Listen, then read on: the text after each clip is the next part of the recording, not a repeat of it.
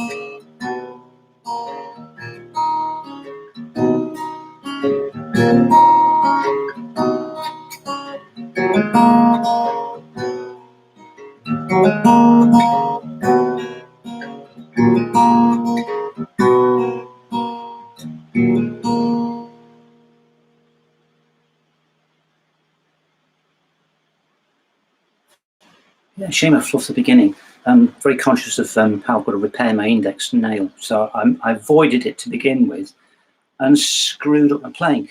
For those who don't know the piece, it is a beautiful ostinato, and here it is. The right hand thumb, it's the thumb that drives the whole thing.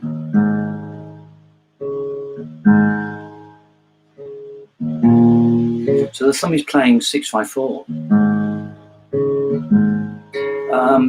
For those who like notation and are aware of that kind of thing and feeling the pulse in relation to their knowledge of the beat, I would refer to it. I normally think of it as 3, but there are so many triplets in it.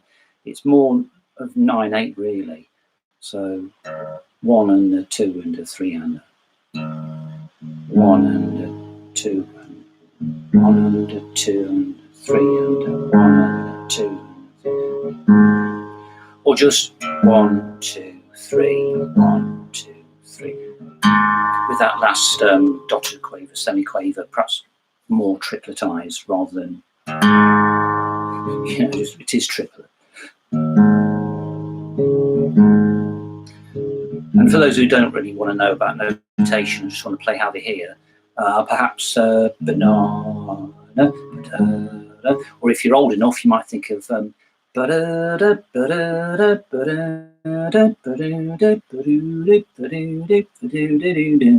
I think was Bert Kenford. It's not quite right, you know.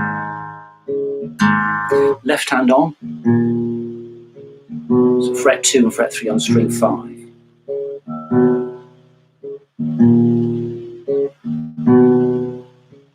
So there's the bass line done, and that continues through the whole piece. Hence, ostinato, just something that keeps repeating for those who don't know what an ostinato is. That's what it is. The tune. I'll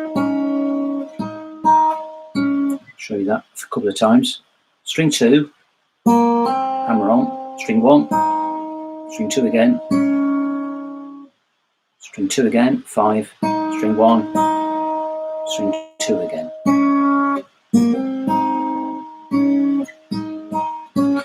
Because you need a couple of fingers to play you can't get away with playing any old fingering. You'll be constrained by by the bass notes.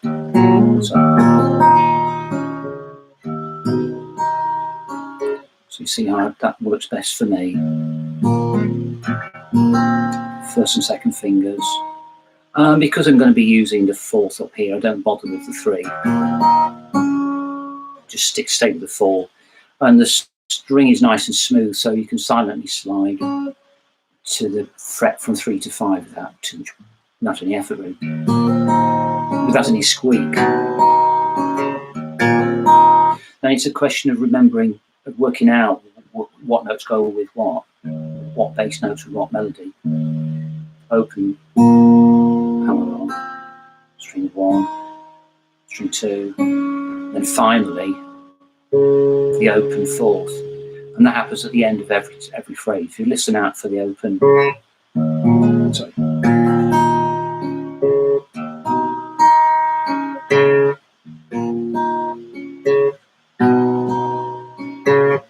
Very important.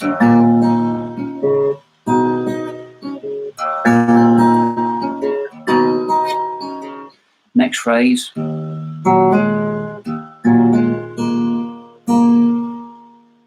So separately, they're simple. String 3, hammer on, fret 2, open second twice. String 2, 1, pull off, and then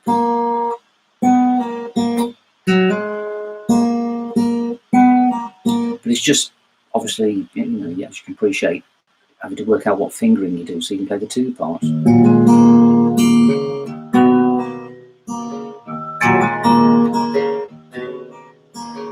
So what you could do, I won't bore you with playing the whole thing through bit by bit like that, but you could learn to either sing or play or both.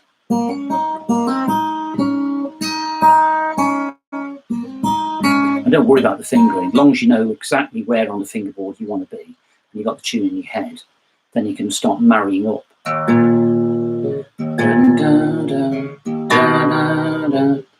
Bit by bit, you can synchronize the 2 things.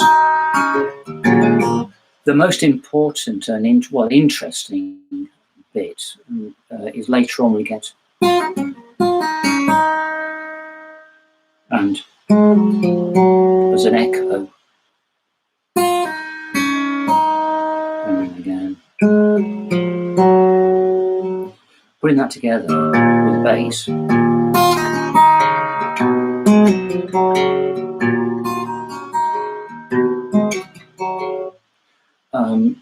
I do a fuller video for anybody who wants to go through blow by blow with the thing. But of course, you can always go back to apart from the start. The piece I played at the beginning, my version, because most of it was okay. Yeah, I'd give it an 8. It really needs to be 10 out of 10 for these things. But it's better to have it up there on the internet, isn't it? So you've got a chance to go through it and give me some response. And I can always delete it and upload a better versions, no big deal.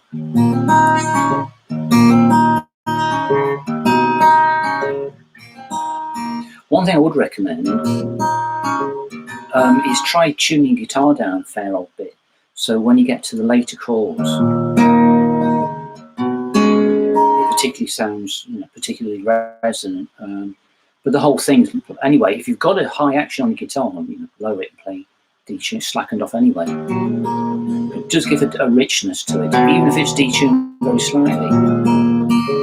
The original version, the Dave Evans original version, on his guitar, he's played with nobody else, and therefore he was quite happy to have the guitar, as long as it was in tune with itself, detuned somewhat, but not much. His is actually, to my ear, I think it's, just listening 10 minutes ago, it's halfway between E flat and E, so it's only a little bit below standard concert pitch.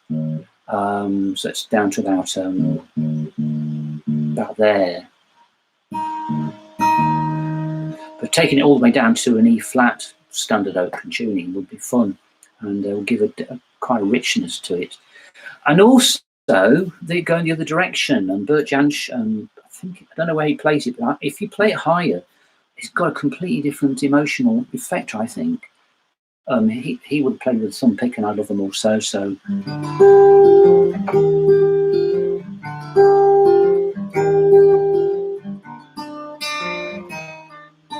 So about that jangly second string. Let me make it a bit more bell-like. If I go halfway between the capo and the bridge, about there for convenience, I'll go about there. I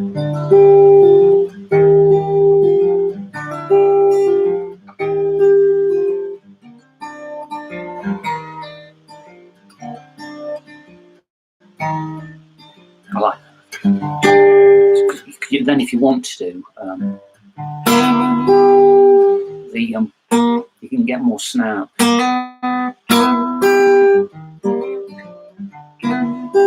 Weedy fingers like mine, it's, when you want them, it's much easier when you've got the capo on. So that's enough of that. I hope that helps. And as the awesome Lewis Rossman would say, and as they say, and as I always say, I hope you learned something. The whole point of this was that. There you go. This was in particular dedicated to Preacher at Arakeen. Do look him up. I'm sure he's got an interesting channel. I did look at once. Really positive guy.